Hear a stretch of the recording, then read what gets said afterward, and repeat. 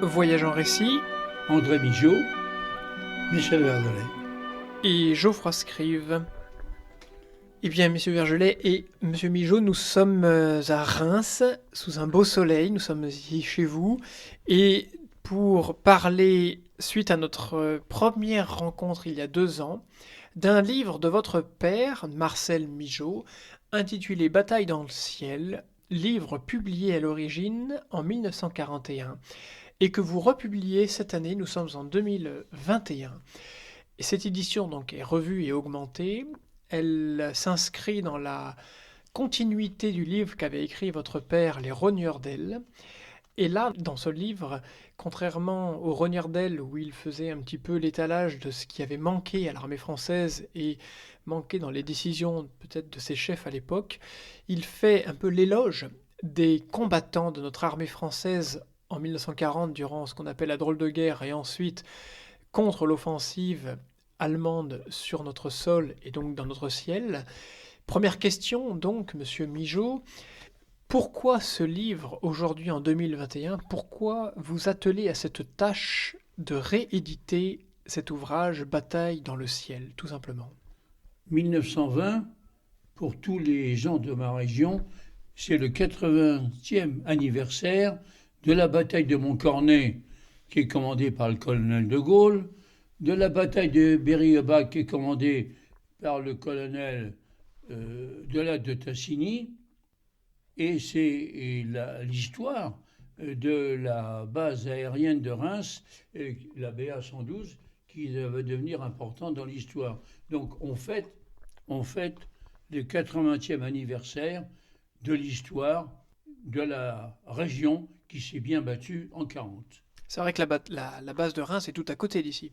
Oui, nous sommes à 6 km, on dit la base de Courcy, qui est la BA 112, qui a abrité les plus grandes équipes de militaires, de pilotes. Alors ce livre, j'aimerais qu'on puisse y attarder, peut-être page par page, alors sans les retenir toutes, mais je retiens par exemple page 15 déjà. Vous écrivez, enfin il est écrit plutôt, un peuple comme le nôtre trouvera toujours dans son sein des héros pour suivre, dans le sillage de la gloire, le chemin merveilleux qui, des remparts d'Alésia, s'en va immense et infini sillonner le ciel. Comment ces mots résonnent-ils aujourd'hui au vu de, depuis 1941, le chemin qu'a parcouru notre pays depuis 1941? Bien des choses ont changé malgré tout, et comment espérez-vous que ce livre puisse être reçu par les générations qui vous succèdent aujourd'hui? Alors les pilotes de 1939, 1940 plutôt, vont s'illustrer dans les années à venir et vont donner à notre base aérienne, à notre histoire de l'aviation, des exemples énormes de services publics, de batailles qui les transforment en héros et qui vont donner à nos jeunes un exemple, si bien que la base aérienne de Reims, jusqu'à maintenant, jusqu'à qu'elle disparaisse, a été très fréquentée par les écoles, par un musée très très très couru. Et donc on laisse là un message énorme à toute notre jeunesse sur l'histoire de nos pilotes. Et un mot m'est revenu, vous dites, donc c'est page 56 de ce présent ouvrage, vous parlez des accidents. C'est vrai que dans ce livre, on est au quotidien des pilotes. Votre père écrit, vraiment, on a l'impression de vivre dans l'escadrille, de vivre dans le cockpit de l'avion, à la place du canonnier, dans le bar de l'escadron. Enfin, tout ça prend une place vraiment quotidienne pour le lecteur qui suit ce livre. Et là, il s'agit d'un accident. Il est écrit: les 3 accidents qui, en peu de temps, ont causé 11 morts, ont jeté dans l'escadre une certaine émotion. Ceux qui volent n'ignorent pas les risques qu'ils courent, mais ils voudraient connaître les causes des accidents. On veut bien mourir, mais on voudrait savoir pourquoi l'on meurt. À quelque temps de là, un Léo 45, donc le bombardier à l'époque, part pour un vol de nuit. Alors, on veut bien mourir, mais on voudrait savoir pourquoi l'on meurt. Alors aujourd'hui, en France, en 2021, je me pose un peu la même question. Quand je vois parfois même des amis sous-mariniers qui partent en mission pendant 3 mois sous l'eau, quand je vois des amis qui partent au fin fond du Mali, combattent dans un pays très loin du nôtre, on aimerait savoir pourquoi l'on meurt. Quelle raison, quelle cause peuvent-ils trouver dans ce livre? À quoi pouvons-nous penser, à quoi espérons-nous penser en lisant ce livre? Alors vous pensez cela aujourd'hui, mais en 1939, 1940, on ne se pose pas la question. Il faut marquer le coup, il faut battre les Allemands, il faut, avec nos avions, les Lo-45, les Messerschmitt, il y a là quelque chose, on ne se demande pas pourquoi on meurt, on fait son boulot, 2 soldats, le commandant vous dit on va à Maastricht, on va à tel endroit, on y va. Et c'est sur place qu'on se rend compte du danger, mais jamais avant. On sert l'aviation, on sert la France. Alors justement, la question ne se posait-elle pas non plus par rapport au livre précédent, Les Rogneurs d'Ailes? Votre père était sans doute plus... avait comment dire, un point de vue beaucoup plus marqué par rapport à ces rogneurs d'ailes. Pourquoi se battaient-ils ou pourquoi ne sont-ils pas battus finalement? Alors, vous évoquez les Rogneurs d'Ailes. Mon père, qui a 39 ans, quand il arrive à la base de Reims, le 6 septembre, on lui dit « Monsieur, vous êtes trop vieux pour être pilote de chasse, vous allez être pilote de bombardier. » On l'envoie à Caen, et à Caen, il ne va rien faire pendant la drôle de guerre. Il va faire 2 bombardements en lançant des papiers écrits en allemand, donnant des conseils aux Allemands, en disant Hitler vous entraîne à la fin du monde et tout. Et par contre, mon père voit arriver avec ses camarades des caisses qui viennent d'Amérique avec des avions Curtiss à monter. Tout de suite, mon père voit le colonel. Le colonel dit c'est pas votre boulot. Alors il voit un général qui passait, il lui dit mais il faut laisser ça aux mécaniciens. Si bien que quand on va perdre la guerre, eh bien on laissera aux Allemands des caisses de Curtiss créées à monter. Poursuivons un petit peu notre lecture. Avançons dans le livre. Page 145, on peut lire « Ils ont tous les 4, donc l'équipage de l'avion, un cran admirable, une foi indestructible, le feu sacré. » Je reviens aujourd'hui. Cela ne nous manque-t-il pas aujourd'hui? Est-ce que, à travers votre expérience, pensez-vous parfois que cela nous manque aujourd'hui, une raison pour laquelle non seulement vivre, mais pour laquelle nous battre pour l'espoir et l'espérance de ce pays? Est-ce que parfois, au vu de ce que prend peut-être, je sais pas, ne serait-ce que l'administration, les complications administratives, ce qu'on voit au quotidien dans notre société, dans nos rues, dans nos publicités, dans nos informations, ne manquons-nous pas parfois un petit peu de cran, de foi indestructible et de feu sacré, et peut-être ne manquons-nous pas un peu de cet objet dans lequel mettre notre foi et notre espérance? Alors en 1939, on fit rien. C'est la drôle de guerre.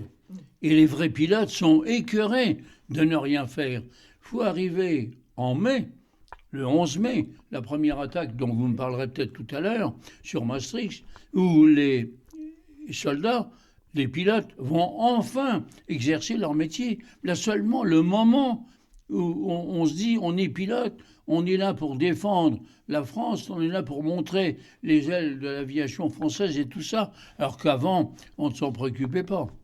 Mais justement, est-ce que ce livre que vous rééditez en 2021, est-ce qu'il y a là un désir de votre part de souffler peut-être sur des braises ardentes, de montrer peut-être à une jeunesse actuelle, de dire voilà ce que vos anciens jeunes à l'époque ont fait aussi, voilà de quoi ils étaient capables et ce que dont vous êtes vous-même capable?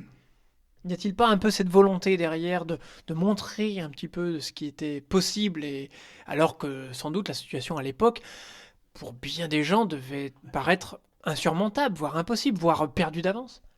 Alors vous connaissez mon âge, vous vous rendez compte que le livre de mon père, aujourd'hui, il redevient d'actualité. On reparle des vraies qualités humaines, on reparle des vrais pilotes qui s'en vont en équipage vers un obstacle déterminé, on va vers des objectifs, on a quelque chose au bout au bout de la carlingue. Donc, je suis content de me battre aujourd'hui pour remettre en valeur ces qualités qui étaient la base des qualités de toute l'armée et de toute l'aviation française.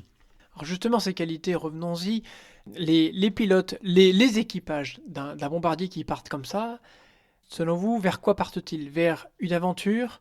Vers une mission qui leur est assignée? Vers un but commun? C'est cela vers quoi ils tendent, ce à quoi ils aspirent, pour n'espérer peut-être même pas revenir, parfois? Alors, la guerre 39-40 n'a commencé qu'au mois de mai. Oui, Donc, on n'a rien fait pendant des mois. Donc, quand vous me dites qu'est-ce qu'ils vont faire, ils vont enfin remplir leur mission. Et là, quand on apprend, par exemple, l'histoire de Maastricht, que les Allemands attaquent pour passer la Belgique et arriver en France, eh bien, les Léo 45 et les Morane, qui sont les avions de chasse qui les accompagnent, s'en vont pour une mission que décrit mon père comme s'il était dans la carlingue, où on va essayer d'empêcher les Allemands d'avancer. Or, quand ils se préparent à cette mission, qui sont dans la ligne de tir, le commandant qui est Kipling, il dit « Alors tu peux tirer la goupille ?» Le gars dit « Je peux pas, commandant. Pourquoi ?» Il dit « Parce que autour des Allemands, il y a des voitures d'enfants, il y a des chevaux, il y a tout ça. Et il ne va pas tirer. Il va rentrer à la base alors qu'il avait sa mission toute faite. » C'est quand même un sacré courage. oui, au lieu de causer la mort, il aura laissé la vie, finalement. C'est ça. Il a eu un choix, alors qu'ils avaient été attaqués, qu'ils avaient reçu la DCA, qu'ils avaient des copains qui avaient été tués, parce que dans ces avions-là, avec les carlingues en verre, on peut être tué sans s'en rendre compte. Enfin, pour les autres membres de l'équipage. Oui. Et d'un seul coup, il dit non, non, non, on retourne. Alors, on se demande pourquoi, et il expliquera pour éviter de tuer des vies humaines.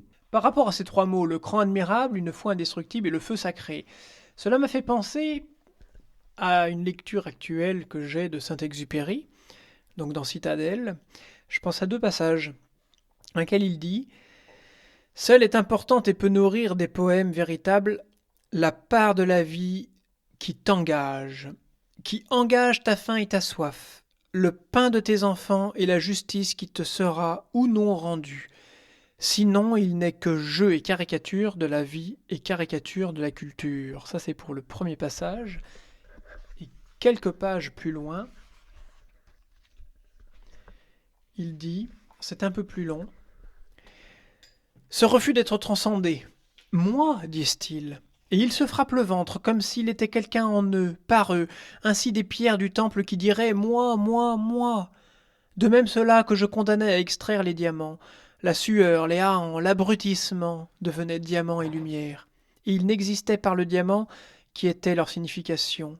Mais vint le jour où ils se révoltèrent. « Moi, moi, moi » disaient-ils. Voici qu'ils refusaient de se soumettre au diamant. Ils ne voulaient plus devenir, mais se sentir honorés pour eux-mêmes.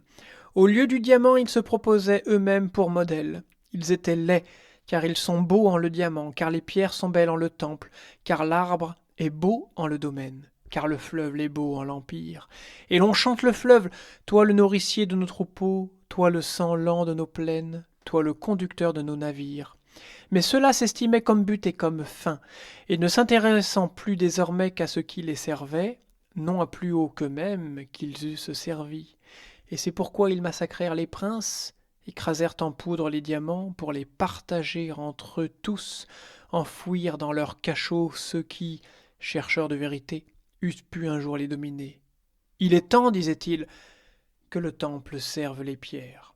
Et tous ils s'en allaient enrichis, pensait-il, de leurs morceaux de temple, mais dépossédés de leur part divine, et devenus simples gravats. Et aujourd'hui, quand je lis ces lignes de Saint-Exupéry, que votre père a côtoyé, puisqu'il côtoya les pilotes de l'aéropostale, Didier Dora, dont nous avons parlé dans une précédente émission il y a 2 ans, Saint-Exupéry, Guillaumet. Enfin, quand je vois ça, quand je lis ces lignes de Citadelle de Saint-Exupéry, je me dis que les pilotes dont parle votre père, et dont vous portez aujourd'hui l'héritage et le témoignage, ne cherchait qu'à construire, ne cherchait qu'à rebâtir, à reconstruire ce diamant peut-être de la France, plutôt qu'à le déposséder aujourd'hui, à le répartir en mille miettes pour chacun en avoir sa petite part. Quand Saint-Exupéry parle des modèles, ne sont-ce pas là des modèles dont vous nous donnez encore l'exemple dans Bataille dans le ciel, ces pilotes dont on parle aujourd'hui?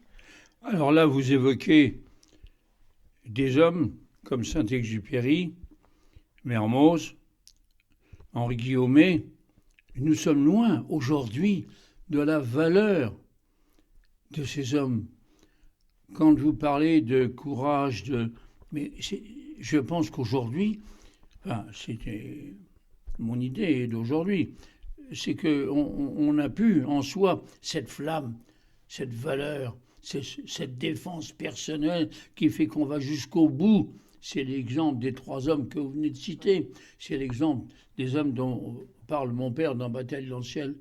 Nous en sommes bien loin. J'aimerais que la jeunesse actuelle reprenne vos expressions de tout à l'heure et que demain matin, chacun parte avec un objectif, un bien à conquérir, une victoire à gagner.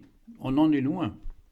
Mais justement, est-ce que ces mots de Saint-Exupéry et votre livre que vous republiez, le livre de votre père que vous republiez, Bataille dans le ciel, est-il un appel aussi à l'engagement? À croire en ce en quoi on croit et à s'engager justement pour défendre non seulement une idée, mais aussi peut-être un pays? Exactement. D'ailleurs, à Reims, la base 112 a créé un centre de recrutement pour former des futurs pilotes. Et nous avons là ici des commandants de base qui sont devenus général 5 étoiles, des grands personnages, des chefs d'état-major et autres. Et c'est un bel exemple que nous donnons aux jeunes de la région pour s'engager dans l'aviation pour remplir une de ces tâches dont vous parliez tout à l'heure. Mais ça, c'est le souhait de tous les gens de ma génération. Alors si nous continuons un petit peu à ouvrir les livres, les pages de ce livre, nous abordons ici un passage assez marquant, je trouve, de ce livre, où le bombardier donc est attaqué, il s'écrase, et puis le pilote reste donc emprisonné de la carlingue, et donc le passage est le suivant. Alors il les regarde, ces 2 hommes crispant leurs mains sur ses vêtements et sa chair douloureuse. Les 2 hommes essayent de sauver leur compagnon de la carlingue, et son regard leur parle. Il leur dit « Laissez-moi. Éloignez-vous vite. À quoi bon insister? Le risque est trop grand. Vous voyez bien que vous ne pouvez pas me tirer de là seulement avec vos bras. Il faudrait des outils, des pinces, il faudrait du temps, beaucoup de temps, des minutes, de longues minutes. Et dans quelques secondes, tout va sauter, vous aussi. Moi, cela n'a pas d'importance. Je suis blessé, perdu peut-être. En tout cas, juste bon pour l'hôpital et la réforme. Si j'en échappais, je ne pourrais plus me rendre utile, servir mon pays, tandis que vous... Allez, mes amis, la France a encore besoin de ses enfants, surtout de ceux du ciel. Alors, ceux du ciel, est-ce que votre republication, votre réédition de cet ouvrage répond-il à cette question de se dire, tiens, aujourd'hui en 2021, est-ce qu'on les oublie un peu? Est-ce qu'on les a pas un peu trop vite oubliés par rapport à cette guerre de 39-45? Ils ont perdu la vie en cette année 1940. 41, 42, 43, 44 et 45 sont passés après eux. Est-ce qu'on ne les a pas oubliés aujourd'hui? Est-ce que cette réédition est un petit peu un hommage? Bien, des gens comme moi veulent absolument réhabiliter des héros modestes de cette époque. Et vous avez devant moi un ami qui a été témoin de l'un des membres. Et dans les gouaches de Joam, qui illustrent ce livre, il y a justement cette histoire que vous racontez du lot 45 avec ce garçon qui va sauver. Et je pense que nous avons devant nous un témoin de cette aventure, s'il veut nous en dire quelques mots. Vous avez parlé tout à l'heure, en évoquant le Mali, de chercher une explication à notre intervention dans ce pays-là. On peut ramener ça également on peut poser la même question. pourquoi avoir déclaré la guerre à l'Allemagne alors qu'elle avait envahi la Pologne. C'était simplement pour répondre à des accords qui avaient été signés. Alors pour en revenir à l'épisode du Léo 451 dont on parlait tout à l'heure, il se trouve que j'ai eu l'opportunité de rencontrer le canonnier qui, après avoir abattu un premier Messerschmitt 109, n'a pas pu s'occuper du second parce que son chargeur de canon était trop faible, il n'en portait que 60 obus. Donc ils se sont fait descendre et cet aviateur, après avoir vainement tenté de sortir son capitaine pilote de la cabine dans laquelle il était coincé, a rejoint, après l'armistice, a rejoint l'Angleterre et puis a terminé sa carrière comme bombardier lourd sur Halifax. Et c'est vraiment un exemple qu'on peut donner à tous les jeunes de la fidélité des pilotes et des gens de l'armée de l'air à s'engager pour la défense de la France qui était incontestablement surmontée. Merci. Justement, je relis la dernière phrase. Allez mes amis, la France a encore besoin de ses enfants, surtout de ceux du ciel. Mais aujourd'hui, justement, si on repense à eux, là, quand on voit par exemple les images de Géoham, est-ce que penser à eux peut nous aider ? Faut-il croire en leur aide, en leur soutien, en leur intercession ? C'est-à-dire aujourd'hui, un jeune qui pense à eux peut se dire « Tiens, je suis capable de la même chose, j'ai envie de me battre pour le même idéal. » Est-ce qu'on peut les imiter encore ? Et nous aide-t-il à retrouver, à recouvrer même notre honneur ? Parce que l'honneur, c'est le dernier mot de ce livre.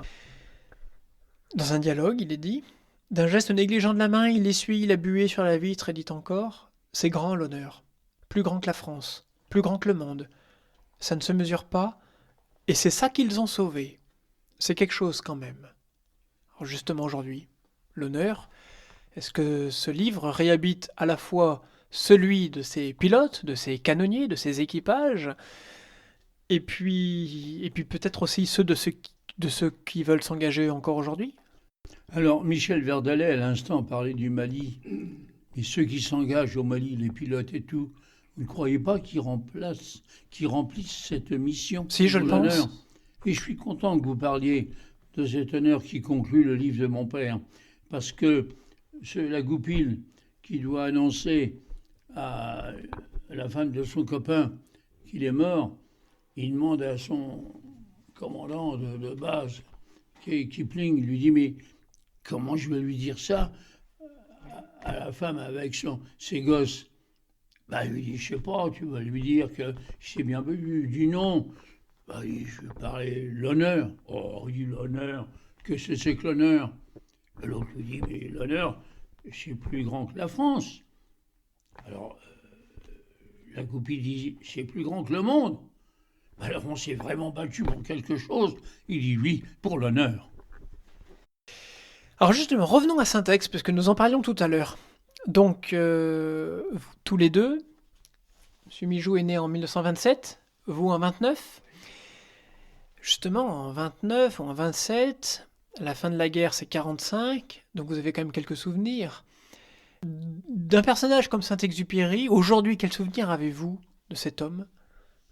Quand vous lisez, par exemple, quelques lignes, je sais pas, du Petit Prince, de Citadelle, de Terre des Hommes, quelle image gardez-vous ? Ou peut-être que votre père vous a transmise. Alors, je ne peux pas transmettre les idées de mon père, parce que Saint-Exupéry, pour lui, c'était l'écrivain, le grand pilote, c'était la grande admiration. Bon, alors là, je serais un peu faussé. Par contre, j'ai des amis qui ont connu Saint-Exupéry au dernier moment, dont un camarade qui était à Borgo et qui l'a aidé à monter dans son avion alors qu'il partait prendre des photos. Donc là, on est en 44, juste Oui, au moment de sa alors mort. tout le monde raconte, oui, Saint-Ex, il avait plus le moral, Saint-Ex, ceci. Alors, mon copain, qui n'était que commandant à cette époque-là, me dit, il était tout seul, on avait bu une bouteille de Bordeaux avec des fruits, pas des boissons que ma femme m'a fait griller. Alors elle lui a dit, tu parles demain matin, il dit, oui, oh, des trucs de photos. Alors Saint-Ex dit, oh, bah oui, si tu veux. Mais tu sais, je suis pas seul, j'ai mon mécano. Parce qu'il ne faut pas oublier que monter dans les avions, il fallait une petite Oui. échelle. Oui. Donc, quand on raconte que Saint-Ex part, il est suicidaire, il n'a plus le moral, il a pris tout, c'est faux. Mon copain va venir avec lui, va l'aider à monter dans son avion, il dit, tu sais, j'en ai pour 1 heure de photos. Et puis, le mécano l'aide, il referme et tout. Donc, si vous voulez, j'ai ce souvenir, moi, du dernier type qui a vu Saint-Ex de bonne humeur, après une soirée en famille, prendre son dernier vol. Comment s'appelait-il, le type? Alors, Launay, je n'ai plus son nom là, il faudrait que je recherche, mais il est venu à Reims. Il a terminé comme colonel. Alors j'étais étonné, vu son parcours, je lui dis, vous n'êtes que colonel? Il dit, mon cher, mon jeune ami, à 45 ans, j'étais colonel et je suis rentré comme ingénieur général chez Dassault. Voilà l'histoire que j'ai eue. J'ai regretté que mon père soit décédé parce qu'il aurait connu un des témoins de là-bas, garçon qui, seulement capitaine, avait connu la Syrie dont vous avez parlé dans notre interview sur le livre de mon père, et il était témoin de l'arrivée des officiers nommés par De Gaulle et des officiers nommés par Pétain. Ils avaient fait la même école. Alors donc, au bout d'une demi-heure, personne ne s'est entretué. Ça restait des aviateurs de haut rang. Eh bien, c'est sur ce mot-là, de haut rang, l'aviateur de haut rang, que nous terminerons cette émission. Je vous remercie d'y avoir souscrit, et puis j'espère à très bientôt. Et nous pouvons redonner donc le titre de cet ouvrage, donc de Marcel Migeot, votre père, Bataille dans le ciel, 1939-1940, édition revue et augmentée, donc chez l'éditeur Banquise et Comète. Eh bien, Monsieur Vergelet, Monsieur Migeot, je vous remercie.